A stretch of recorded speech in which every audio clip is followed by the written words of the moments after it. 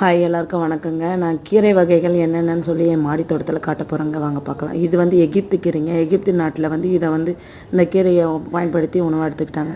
இதனுடைய விதைகள் வந்து இப்படி தாங்க இருக்கும். இந்த விதைகள் எடுத்து போட்டாலே நிறைய செடிகள் வருங்க. இது வந்து மயில்பீலி கீரைங்க. நான் ஒரு செடி வச்சு அதுவாக அங்கங்கே விழுந்து வருது. இது சிகப்பு பொன்னாங்கண்ணிங்க. இது வந்து மாயன் கீரைங்க.